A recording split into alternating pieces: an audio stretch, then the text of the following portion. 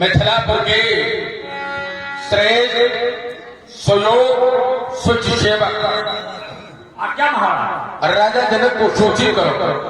त्रिभुवन सम्राट शैव और रावण का आगमन। अवश्य महाराज। महाराज के जीवन की जय जयकार हो। कहो कोई नहीं समाचार।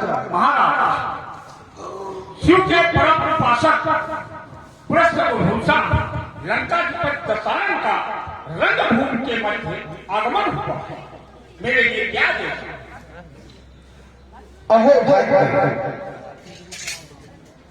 भगवान धुंजय के परम पुनीत शिष्य एवं भक्त पौलस सुकुल कमल दिवाकर वेद पाठी वेद प्राण शास्त्राज्ञ एवं मनुष्य यशस्वी योद्धा अप्रति वैभववान नीतिवान ज्ञानवान विज्ञानवान धनवान गुणवान बुद्धिमान एवं विद्वान दशानन दशग्रीव दशीर्ष लंकापति त्रिभुवनपति लोकपाल रावण जी आप वास्तव में भूतल के द्वितीय विधाता अरे विज्ञान के प्रभुत ज्ञाता एवं बलपौरुष से विश्व में अप्रतिम कीर्ति स्थापित करने वाले रावण बंधु जय श्री शंकर भगवान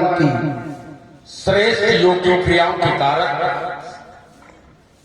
कर्णधार अष्टांग योगी शिष्टता सभ्यता सहिष्णुता एवं स्नेह के स्वामी सत्यवादी समदर्शी और विदेव जिसे देह रहते हुए भी देह का ज्ञान न हो, देह तो हो शरीर तो हो पर शरीर का भान न हो, शरीर का अभिमान न हो, ऐसी विदेहक उपास से अलंकृत राजा जनक सिरध्वज जय श्री शंकर भगवान की पूज मेरा नमन मेरा वंदन स्वीकार करें।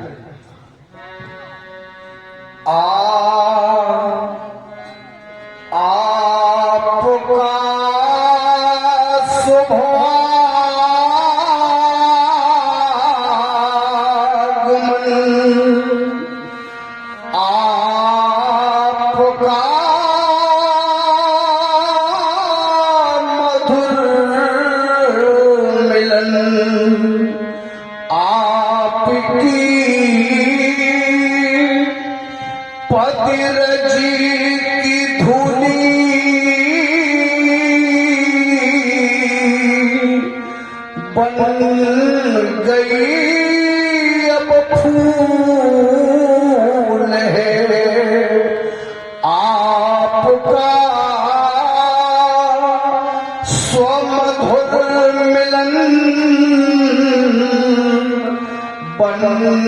गया स्वचयंत्र है।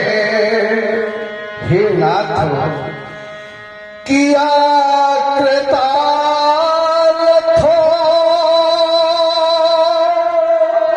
इसी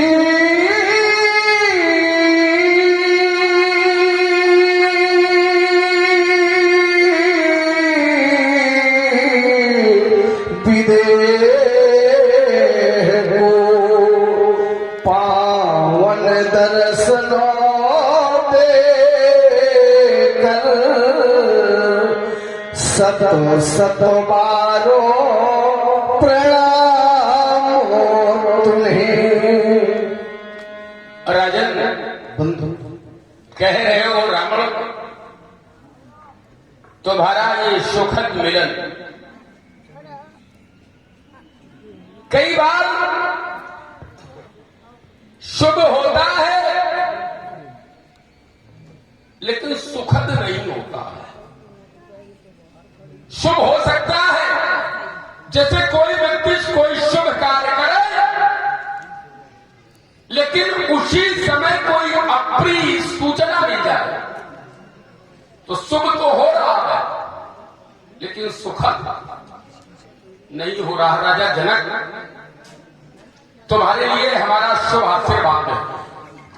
मधुरिमा तो कंठ में चिरकाल तक, अनंत काल तक, अनाथ काल तक रचती रही। सोचने लगा, जब तुम्हारे द्वारा स्वागत प्रस्तुत किया गया, एक बात मन में आई राजा जनक हमारे, गीत आधार का क्या नाता? गीत आधार का क्या नाता? उत्तर मिला, कोई नाता नहीं। जब कोई नाता नहीं है तो इतनी मिठास क्यों, इतना मीठा क्यों? प्रश्न बना, फिर उत्तर मिला कि जिसमें जितना दर्द भरा वो उतना मीठा गागा। कोई पूछे, कोई कहे कि इसका कोई आधार है, तो हां, इसका आधार है। पहली कविता का जन्म कौन पक्षी के आहत होने से हुआ था? वियोगी होगा पहला कवि, आह से उपजा होगा गान, निकल कर नैनों से चुपचाप वही होगी कविता विराम। राजा जनक, स्वीकार तुम्हारा अभिनंदन और स्वीकार तुम्हारा चरणों बंदन। मैं स्वयं धन्य मिथिला आकर खिल उठा मंजू मंजनाल स्वराल। तुम जैसे योगी से मिलकर मैं स्वयं हुआ हूं धन्य। क्या करूं बड़ाई मिथिला की ही नहीं, पूर्व लोगों को या फिर इस युग जिसने किया हर्षित तन, स्वीकार तुम्हारा अभिनंदन, स्वीकार तुम्हारा चरणों बंदन। राजा जनक, सुना है तुम्हारे द्वारा कोई संकल्प लिया गया है? अवश्य। क्या स्थिति है इस समय? स्थिति सामान्य है। अच्छा, ना आगे हो न पीछे हो। अभी लक्ष्य की प्राप्ति नहीं हो पा रही, तुम्हारे संकल्प की पूर्ति नहीं हो पा रही। अभी नहीं, समय भी आ जाएगा। अवश्य। और लक्ष्य मिला नहीं, विश्वास है, स्नेह, शांति, सुख सदा करते वहां निवास। निष्ठा जिस घर मां बने, पिता बने विश्वास। भवानी शंकरौ वंदे, श्रद्धा विश्वास रूपण। राजा जनक, एक बात हमें यहाँ केवल जोड़ रहे हैं, यद्यपि तुमने जोड़ ही दी है। भवानी विश्वास नाम भगवान शंकर का, चूंकि भगवान शंकर के नामों में भगवान शंकर का एक नाम विश्वास भी है। और विश्वास कौन है? तो विश्वास है पिता, और पिता को प्रमाणित कौन कर रहा है? तो भवानी शंकरौ वंदे माने मां कर रही है। विश्वास को प्रमाणित कहां से किया जा रहा है? तो मां से किया जा रहा है। राजा जनक, देखिए, ये विश्वास की धरती है, ये विश्वास का धरातल है। ये हमारी मां ने बताया कि बेटे, ये तुम्हारे पिताजी हैं। ये क्या है? मां है सत्य, पिता है विश्वास। ये हमारी मां ने हमें बताया कि बेटे, ये तुम्हारे पिताजी हैं। तो मां के कहने पर हमने ये विश्वास कर लिया कि ये हमारे पिताजी हैं। अब ये मां जाने कि पिताजी हैं या केवल विश्वास की धरती यहां खड़ी होती है, लेकिन विश्वास को प्रमाणित सत्य से किया जाता है। हमको लगता है ये विश्वास कहीं तुम्हें धान न रुलावे। ऐसा नहीं है, ऐसा नहीं है। क्या हार में, क्या जीत में, किंचित नहीं भयभीत मैं, कर्तव्य पथ पर जो भी मिला, ये भी सही वो भी सही, वरदान नहीं मांगूंगा, हो कुछ पर हाथ नहीं मानो, चाहे कुछ हो। हाँ? चलो ये अच्छी बात आई तुम्हारी, क्योंकि संकल्प अगर ले ले, यद्यपि संकल्प के साथ विकल्प भी होना चाहिए। हाँ? विकल्प जो तुमने संकल्प लिया उसमें कोई विकल्प है? संकल्प में विकल्प की आवश्यकता ही नहीं, और अगर विकल्प की खोज वो कर रहा है तो मिथ्या है संकल्प में। और दशानंद जी, अब मैं ये चाहूंगा कि आने वालों का स्वागत और जाने वालों की विदाई मुझे करनी है। अच्छा, चलिए अच्छी बात है, तुम्हारे पास व्यस्तता भी है, बेटी का विवाह कर रहे हो, बहुत लोग आ रहे हैं, बहुत लोग जा रहे हैं। चलो हम अपने लक्ष्य की ओर बढ़े, क्यों? यही अच्छा है, यही समय कह रहा है और यही हमें करना भी चाहिए। भगवान शंकर के प्यारे विश्वास, ये रावण आपको प्रणाम करता है। तत्पश्चात राजा जनक के संकल्प पर चिंतन करता है। वारे संसार के लोगों, जब तक स्वार्थ सिद्ध की स्थिति न बने तब तक पूजा भी की जाती है और आरती भी उतारी जाती है, और जैसे स्वार्थ सिद्ध की स्थिति बन जाए तो बलिवेदी पर रखवा दिया जाता है। हाँ? संसार की सबसे बड़ी विडंबना यही है कि जब तक स्वार्थ सिद्ध की स्थिति न बनाए तब तक पूजा भी कराओ, आरती भी उतारो, और जैसे स्वार्थ सिद्ध की स्थिति बन जाए तो फिर ये व्यवहार जैसा राजा जनक कर रहा है। हाँ? जब तक स्वार्थ सिद्ध नहीं होता दिखा तब तक पूजा, तब तक आरती, तब तक वंदना, और जैसे स्वार्थ सिद्ध की स्थिति बनी तो ये व्यवहार आपके साथ। ये बात हमारे समझ में नहीं आई, चूंकि राजा जनक के द्वारा ऐसा कुछ किया जाए, ये तो धर्माचारी लोग हैं, ये धर्म के ठेकेदारों में से एक है, धर्म की दुहाई देने वालों में से एक है, तो फिर ऐसा व्यवहार इनके द्वारा क्यों किया जा रहा है? जब तक इन सारी बातों को मैं मिथिला में जान नहीं लेता तब तक मैं राजा जनक के स्वर में अवरोध लगाता हूं। कोई भी व्यक्ति, कोई भी राजा भगवान शंकर के धनुष को तोड़ने का दुस्साहस न करे, नहीं परिणाम ये होगा कि उसका सर इधर होगा और धड़ इधर होगा।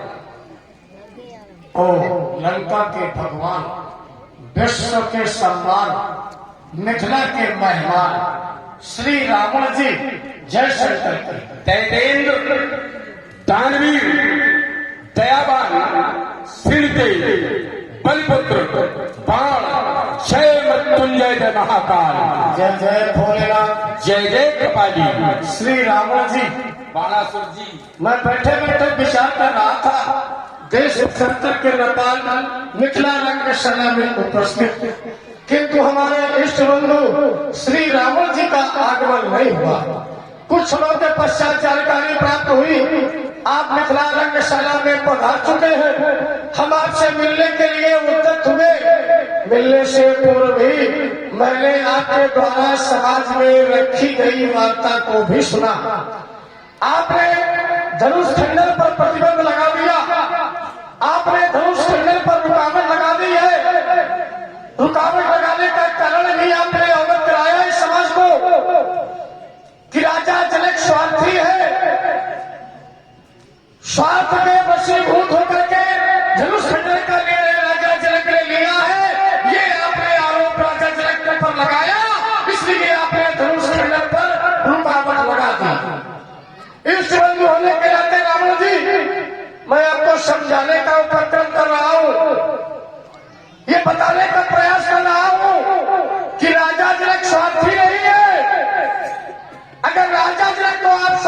मानते हैं तो हम तो समझते हैं कि ये सारा संसार स्वार्थी है। कोई ऐसा है ही नहीं जो स्वार्थी न हो इस संसार में। स्वार्थ लाग करे सब प्रीति, सुन लव मुन की या है रीति। सभी लोग स्वार्थी है। वहां केवल राजा जनक को स्वार्थी मान करके धनुष खंडन पर प्रतिबंध लगा रहे हैं। इसलिए हम आपकी बात से सहमत नहीं है और हम तो यहां तक कह सकते हैं कि सभी लोग स्वार्थी तो है ही, लेकिन सबसे बड़े स्वार्थी है रावण जी। इनसे बड़ा स्वार्थी संसार में कोई है नहीं। हम तो इनको स्वार्थियों के सरगना कह सकते हैं, स्वार्थियों के प्रमुख कह सकते हैं, क्योंकि इन्होंने तपस्या की, तपस्या के बल पर अपने आराध्य को प्रसन्न किया। और जब इनके आराध्य इनके शर्मों को प्रसन्न हुए, कहा रावण तुम्हारी तपस्या से मैं प्रसन्न हूं, जो चाहो वरदान मांग लो। तो इन्होंने वरदान क्या मांगा? क्योंकि सबसे बड़े है ये स्वार्थी, तो स्वार्थ के वशीभूत होकर के रावण जी ने वरदान मांगा कि हम काहू के मरे ना मारे। इनसे बड़ा कोई स्वार्थी होगा? बचना चाहते हैं सब लोग मर जाए, लेकिन ये न मरने ऐसा वरदान मांग रहे हैं। लेकिन ये वरदान रावण जी को मिल नहीं पाया, क्योंकि यहाँ पर आया है सो जाएगा राजा रंग फकीर, और कोई सिंहासन चढ़ चला, कोई बांधा गया जंजीर। एक न एक दिन संसार छोड़ करके प्रत्येक व्यक्ति को जाना ही पड़ता है। कोई समय से जाता है और कोई कभी कभी असमय से चला जाता है, लेकिन संसार सभी को छोड़ करके जाना है, चाहे आप हो, चाहे हम हो, और चाहे रावण जी हो। इसलिए इनको ये वरदान मिला नहीं कि हम काहू के मरे न मारे। तब इन्होंने वरदान मांगने में थोड़ा सा संशोधन कर लिया। जिन्हें कमजोर ये समझते हैं उनके लिए कह दिया कि ये मार पावे तो मार ले, बाकी हम काहू के मरे न मारे।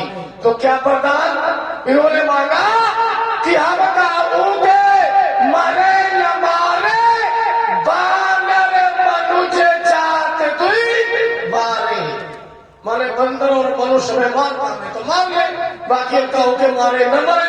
अरे आज तो हमारी आत्मा की आवाज करती है कि धनुष खंडन हो जाएगा, सीता का पालन है, संस्कार हो जाएगा, और राजा जनक को इसी के माध्यम से भगवान मिल जाएगा। और हो सकता है कि बंदर और मनुष्य मिल करके ही आपको कहीं न मार डाले। बंदर और मनुष्य में करके, क्योंकि आपने बंदर और मनुष्य के लिए कह दिया है कि हम काहू के मरे न मारे, बानर मनुज जात दुई मारे। इसलिए रावण जी जब तक हो संसार में अच्छे अच्छे काम करो। बहुत अच्छा काम हो रहा है यहाँ पर, जितने लोग भी यहाँ पर उपस्थित है सभी लोग चाहते हैं कि धनुष का खंडन हो जाए, राजा जनक का प्रण पूर्ण हो जाए, लाडली सीता का पाले गए संस्कार हो जाए। ऐसा सभी लोग चाहते हैं। केवल आप ऐसे पापी, एक आप ऐसे पापात्मा, एक आप ऐसे दुराचारी, एक आप ऐसे बेरोजगारी, एक आप ऐसे पाखंडी, एक आप ऐसे राक्षसी प्रवृत्ति के व्यक्तित्व के आगमन से इस समाज को बिगड़ने का कार्य हो रहा है। इसलिए पुनः पुनः निवेदन कि धनुष का खंडन होने दो, राजा जनक का प्रण पूर्ण होने दो, लाडली सीता का पाणी ग्रहण संस्कार होने दो। कह रहे हैं रावण जी संसार में कुछ अच्छे कार्य कराओ। रावण की पहचान का ऐसे, रावण का ऐसे जाना जाता है। अच्छे काम से तो ये लोग जाने जाते हैं। क्या रावण अच्छे काम से जाना गया है? क्या करता है? क्योंकि रावण ने भला अच्छा काम किया हो, लेकिन इन धर्माचार्यों ने कभी रावण के कार्य को अच्छा नहीं कहा। विषय तो यही था, तर्क तो यही था कि जब रावण ऐसा कुछ करे तो रावण अत्याचारी है और रावण दुराचारी है,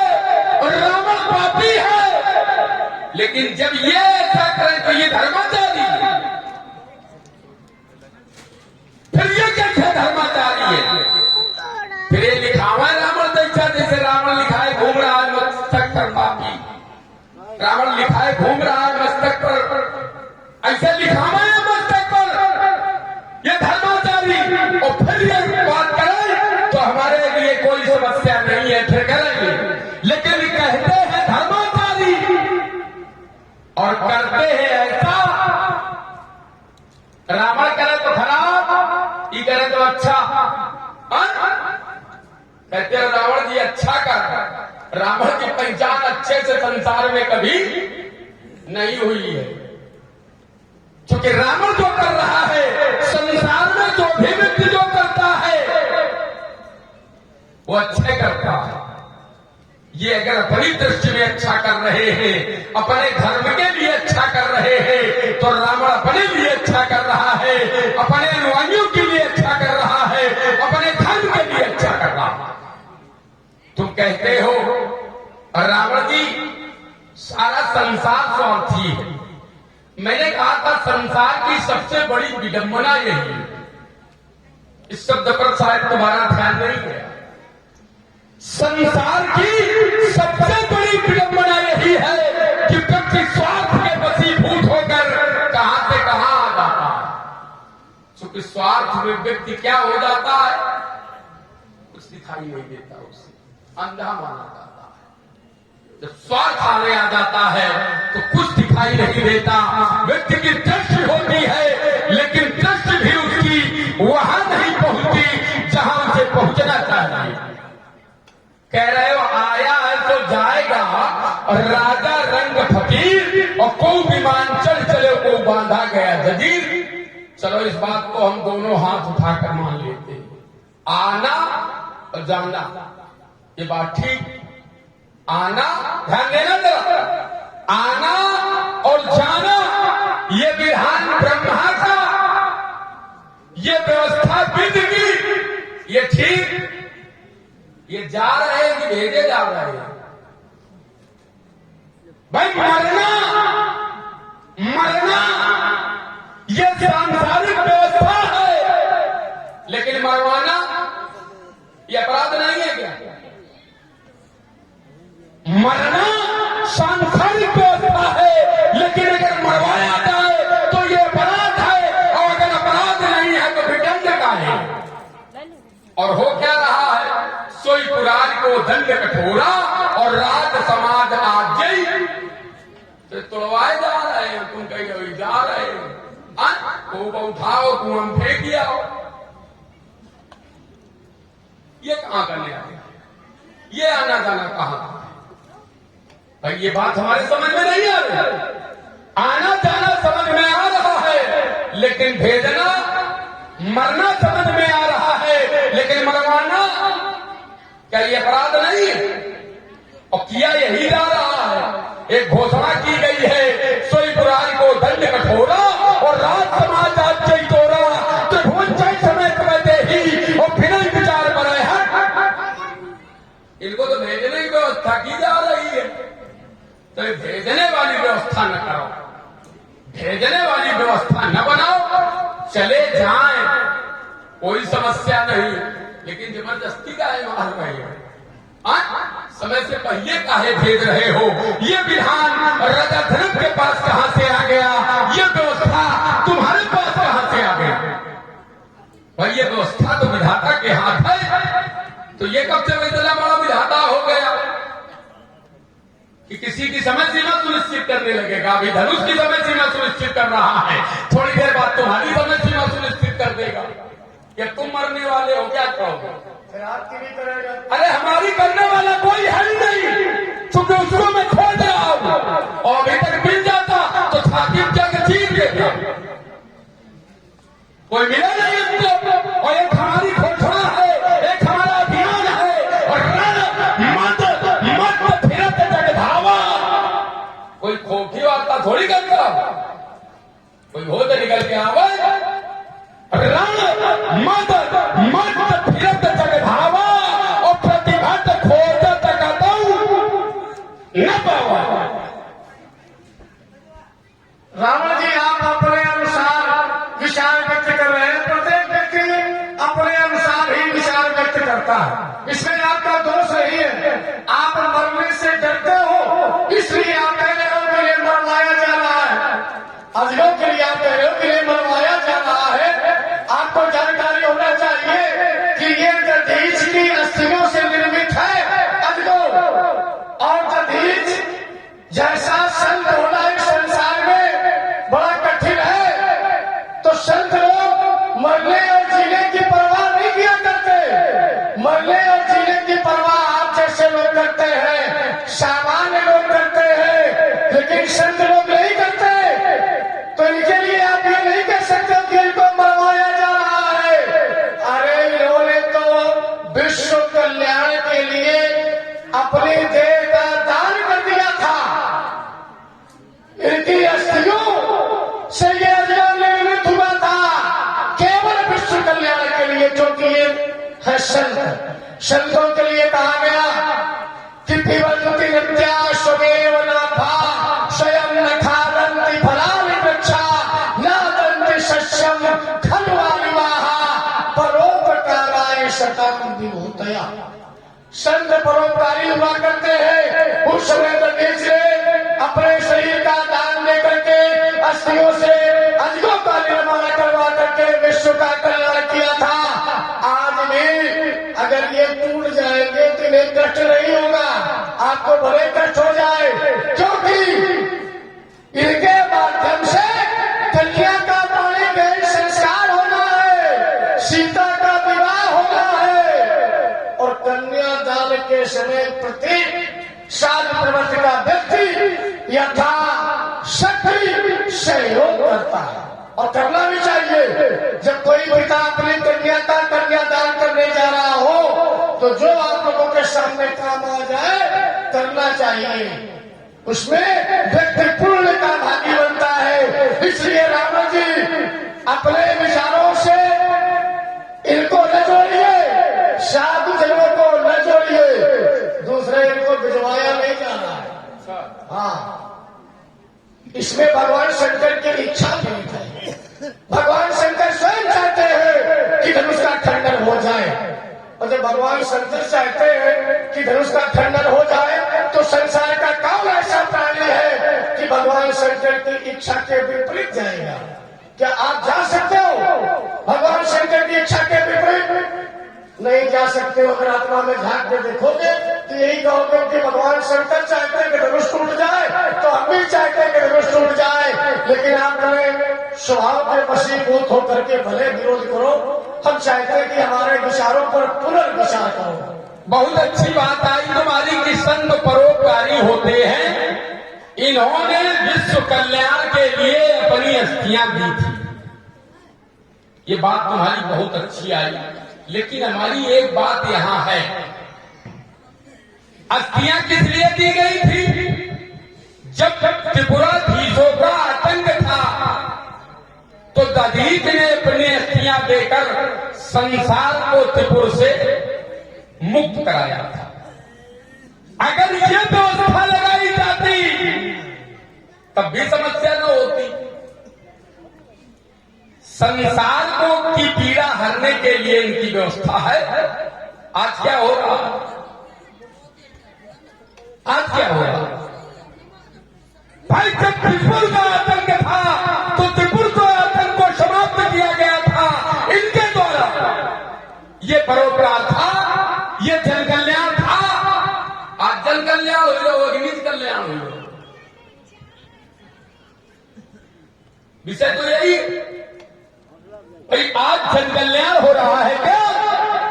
आज एक पिता अपनी बेटी का विवाह इनके माध्यम से कर रहा है, तो ये जन कल्याण नहीं है, ये निज कल्याण है। निज कल्याण नहीं है, बल्कि इनका कल्याण किया जा रहा है। हाँ, इनका कल्याण हो जाएगा। कल्याण करवाने के लिए भगवान शंकर की व्यवस्था है। जिस समय भूमि शोधन करने के लिए सीता ने अजगों को बाएं कर से उठा लिया, ये दृश्य राजा जनक ने देखा। राजा जनक के मन में विचार आया, जिस अजगों को आज तक कोई हिला नहीं पाया उसे सीता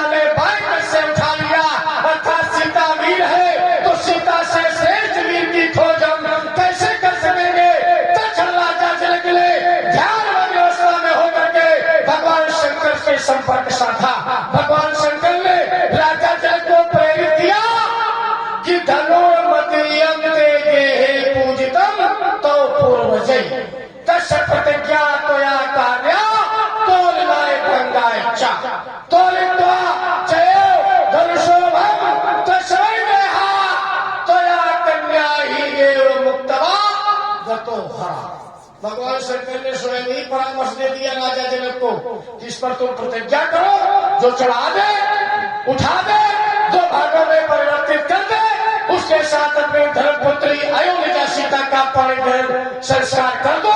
यदि ऐसा कर दोगे तो कन्या से मुक्त हो जाओगे। उधर राजा जनक कन्या से मुक्त होंगे, इधर इन्हें भी मुक्ति मिलेगी, क्योंकि ये पहले से अधमरे हैं। कोई व्यक्ति अधमरा हो और ये जानकारी हो जाए परिवारी जनों को कि अब ये बचेंगे नहीं, वैद्य कहीं गए देख ले जाओ इनको, घर पर सेवा करो, ये बचेंगे नहीं, ये अधमरे हो गए, कुछ दिन बाद जा सकते, तो परिवार के भी लोग उस व्यक्ति का कष्ट देख करके कहने लगते हैं कि भगवान इनकी अब सुन ले तो अच्छा है, भगवान अब इनकी सुन ले तो अच्छा है, क्योंकि घर में पड़े वैद्य ने भी जवाब दे दिया कि अब ये बचेंगे नहीं, तो ये कहा आज उद्धार हो जाएगा, कल्याण हो जाएगा, इन्हें मुक्ति मिल जाएगी, क्योंकि भगवान शंकर की इच्छा इसमें निहित है। और अधमरे कब से है, ये बात तो कहो तो बता दे, कब से अधमरे? कोई आज से अधमरे नहीं है, बहुत दिनों से है। एक बार ऐसा समय आया कि भगवान शंकर और भगवान विष्णु का शक्ति परीक्षण होने लगा, अर्थात युद्ध छिड़ गया। भगवान शंकर और भगवान विष्णु का ये देखा जाने लगा किसमें कितनी शक्ति है, अधिक शक्ति किसमें है। उसमें भगवान शंकर के करों की शोभा ये यज्ञ नामक धनुष और भगवान विष्णु के करों की शोभा शारंग नामक धनुष। शारंग भगवान विष्णु के हाथों में, अजगर ये भगवान शंकर के हाथों में शक्ति परीक्षण के लिए युद्ध छिड़ गया। शारंग विष्णु के हाथों से चलने को तैयार, होमभाव करने लगा, लेकिन ये अजगर भगवान शंकर के हाथों से चलने को तैयार नहीं, ये स्तब्ध रह गया, ये चले नहीं, इसने भगवान शंकर का साथ नहीं दिया। भगवान शंकर को भगवान विष्णु के समक्ष पराजित होना पड़ा, क्योंकि इन्होंने साथ नहीं दिया, अजगर चला नहीं भगवान शंकर के हाथों से। भगवान शंकर को क्रोध आ गया और क्रोध में आकर के इनके अटनी और सुबह तोड़ दिए, माने उसी समय अधमरे हो गए जब इनके अटनी और सुबह भगवान शंकर ने तोड़ दिए। और इतना ही नहीं, इनका त्याग कर दिया, अपने अति शिष्य राजा जनक के पूर्वज देवव्रत को ये उठा करके दे दिया, कह दिया ले जाओ उसे, हटाओ हमारी आंखों के सामने से। भगवान शंकर ने इनका त्याग करते हुए राजा जनक के पूर्वज देवव्रत को देते समय ये कहा था कि ले जाओ अपने धर्म, इसे पूजो,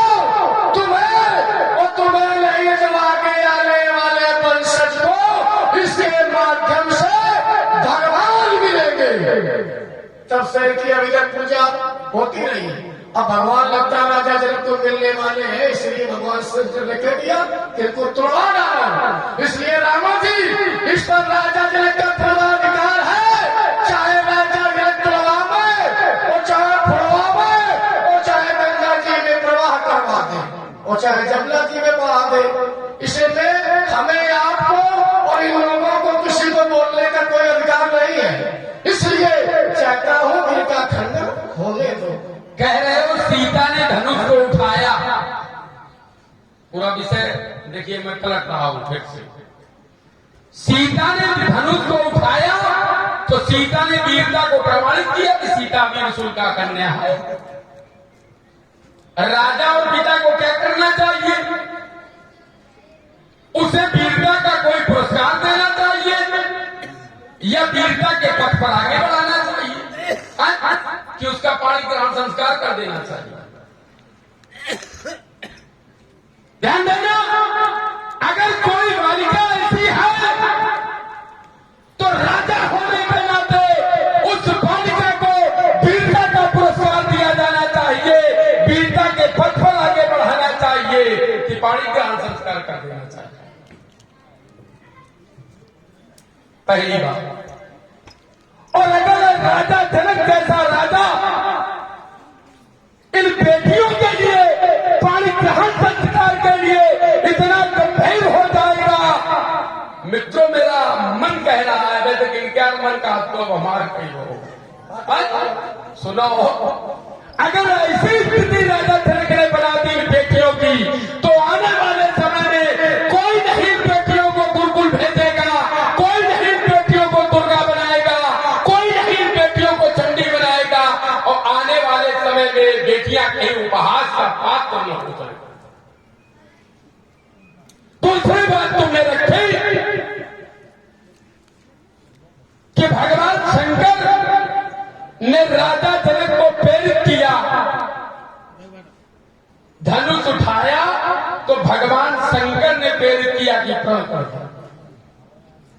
भगवान शंकर ने जिस समय राजा जनक के पूर्वज देवराज को यह धनुष दिया था, तो उस समय भी तो कुछ कहा था। जब दिया गया था तो भी तो देते समय भगवान शंकर ने कुछ कहा था। देवराज ख्यातो निम्जेष्ठ महीपते न्यासम दस्य भगवान हस्ते दंतो महत्मना, अरे राजा ये धनुष मैं तुम्हें धरोहर रूप में दे रहा हूं। ये राजा जनक की बपौती थोड़ी है, ये भगवान शंकर की धरोहर है। जैसे एक धरोहर रखी गई, देवताओं ने अपने अस्त्रों और शस्त्रों को महात्मा दधीच के यहां धरोहर रूप में रखे थे।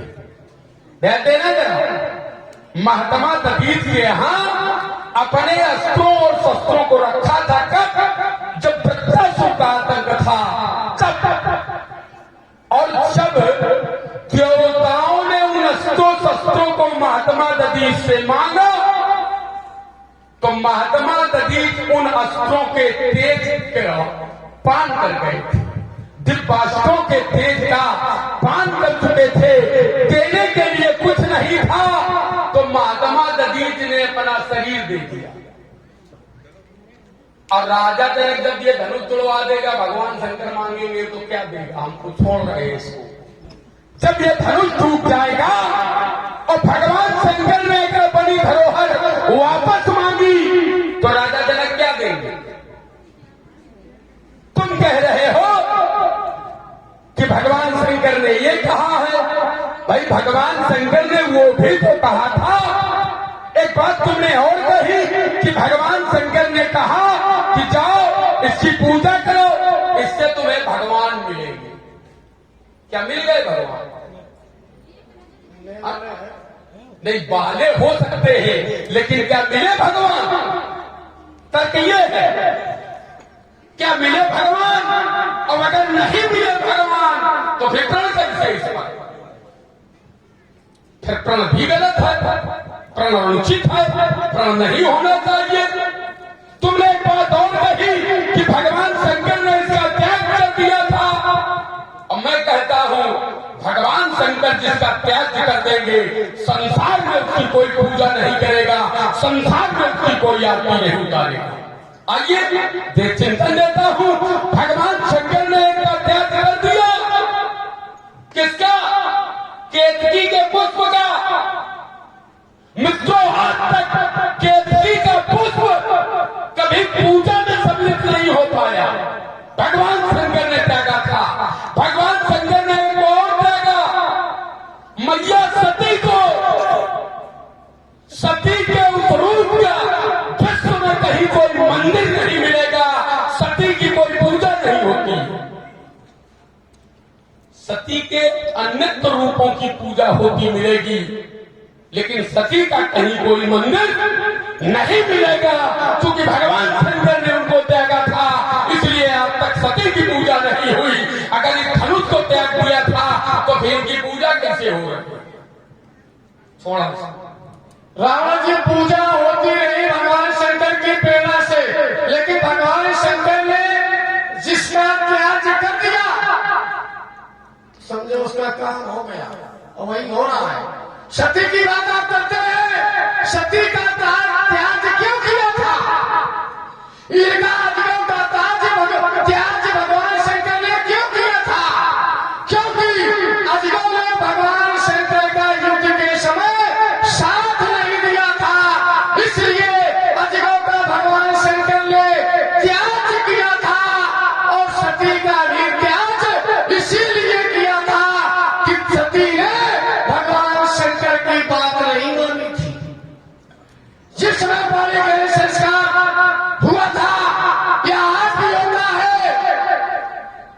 तो आचार्य प्रवर दोनों पक्षों को वचन दिलवाते हैं।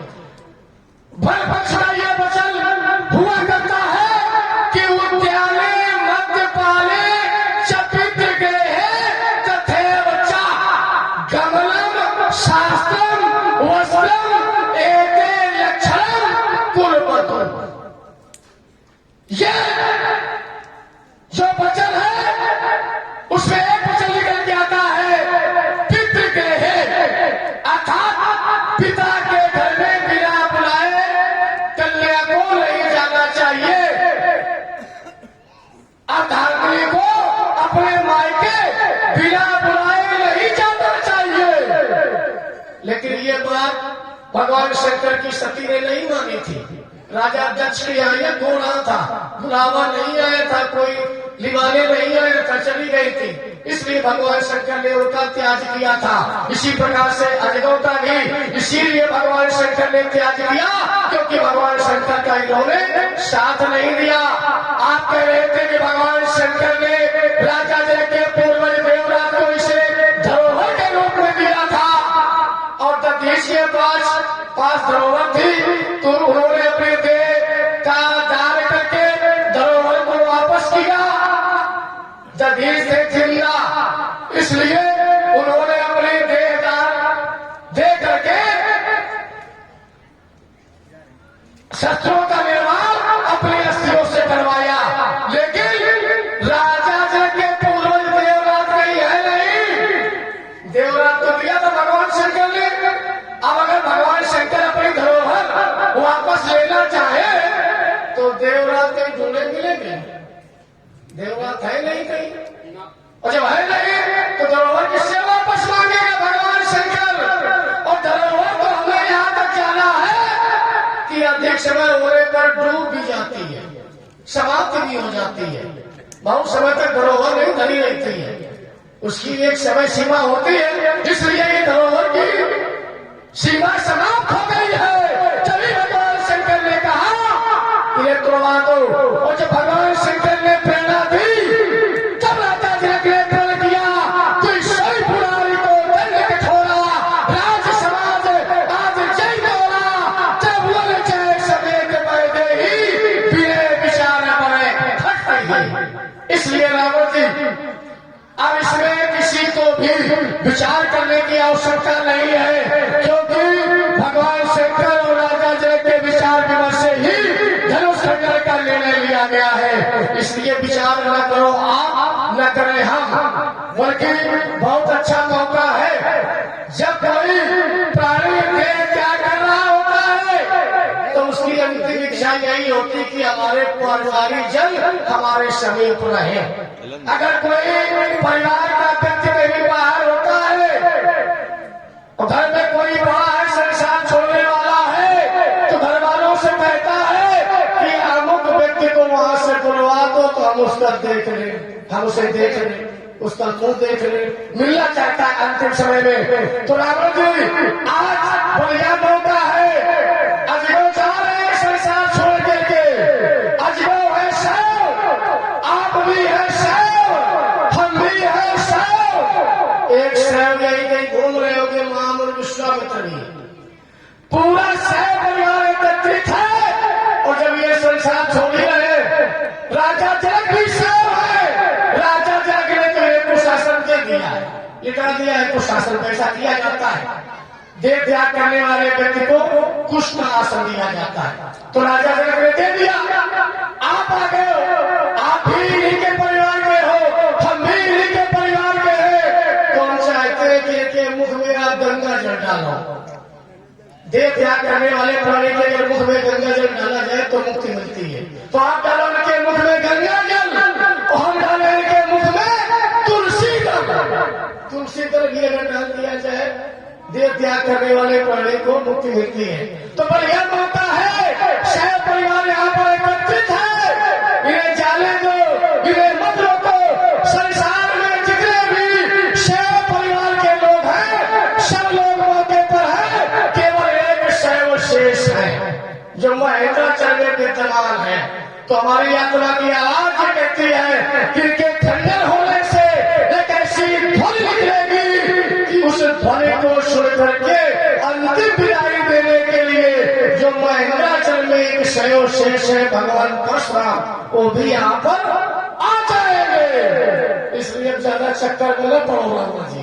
अच्छा, तुम्हारी बात अगर हम मान लें तो जितने भगवान शंकर के भक्त हैं, जितने भगवान शंकर के शिष्य हैं, वो केवल गंगा जल जा रहे हैं, तुलसी दल जा रहे हैं। हाँ?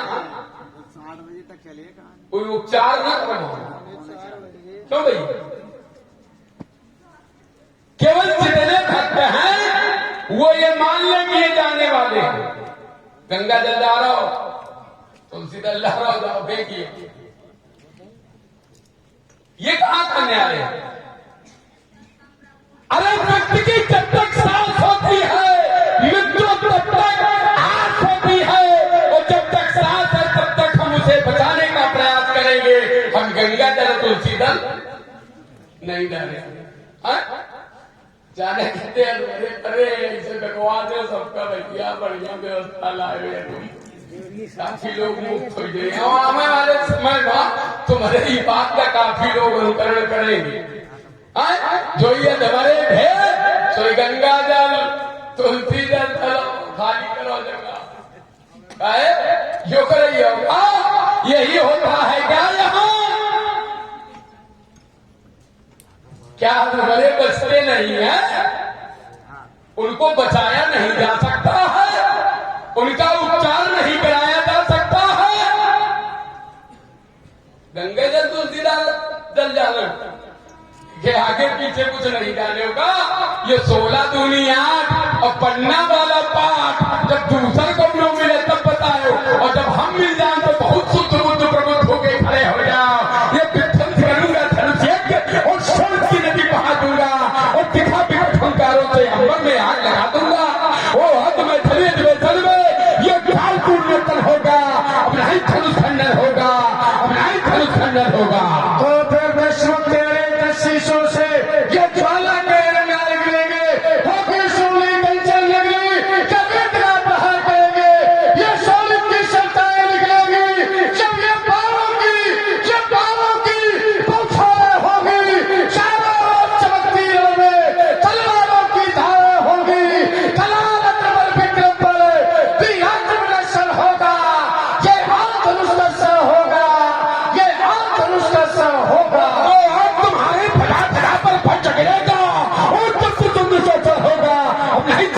होगा ये रणसुंदरियों की तेज नहीं, ये गलधारों की धारा है। वो पैरिस की बिल बदल लगा जिसने सम्मुख ललकारा है, अजगर पीड़त कसौटी है, हर फीकी बालू की भीत नहीं। वो पैरी ललकारा युद्ध है, शैतान रण की नीति नहीं। ये चंद्रहास में कितनी ज्वाला, इसे जानता कलकल होगा, अब नहीं धनुष खंडन होगा, अब नहीं धनुष खंडन होगा।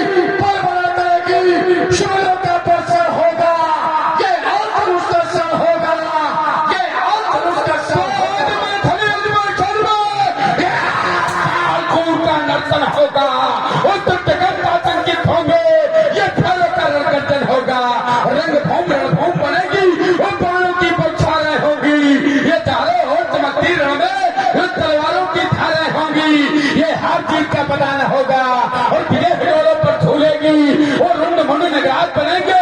ये धरती वो अंबर को छूलेगी, वो चुकबिला लोही दुल्हान फिर इंशाल्लाह का दिग्दर्शन होगा। अब नहीं धनुष खंडन होगा, अब नहीं धनुष खंडन होगा।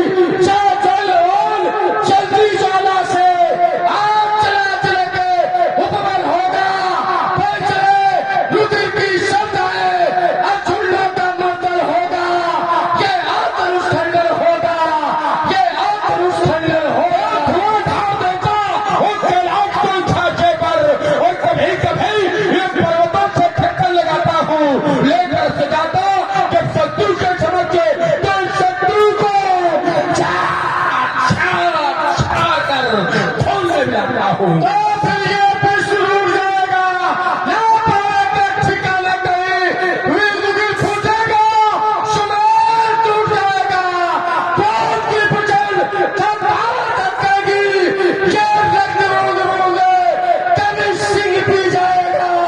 केवल करता हूँ गुरुबंधुता का ध्यान, वरना बता दो रात से रावण का सौभाग्य फूट जाएगा, सब जलाएगा लाल शिलातोल, सारी सौर शक्ति का तिराला पिट जाएगा।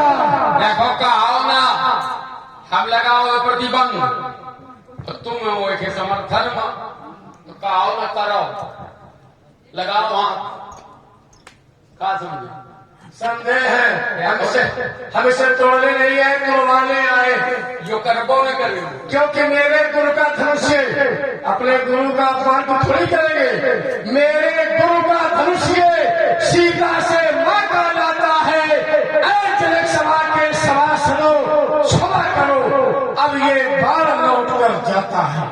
एक बार सभी लोग दोनों हाथ उठा करके भगवान शंकर के नाम का जय घोष कीजिए। उठाइए सभी लोग दोनों हाथ, उच्च स्वर में जय घोष कीजिए। बोलिए भगवान शंकर की। पीछे वालों का मुकदमा चल रहा है क्या भोले बाबा से? भाई सब लोग हाथ उठाओ। जय घोष करने से शरीर के अंदर के सारे पाप मुख के द्वार से निकल जाते हैं, और जितने उच्च स्वर में जय घोष किया जाता है पाप उतने दूर चले जाते हैं। तो उठाइए सभी लोग दोनों हाथ, उच्च स्वर में जय घोष कीजिए। बोलिए भगवान शंकर की, भगवान शंकर की, भगवान शंकर की, रावण जी जय शंकर की। मैं जिस लक्ष्य को लेकर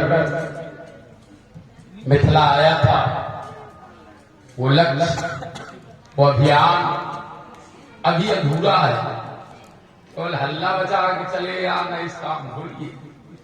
हमारा जो लक्ष्य है, जब तक लक्ष्य की प्राप्ति नहीं तब तक हमारे मिथिला आने का कोई मूल्य नहीं। कौन है वो नरनाहार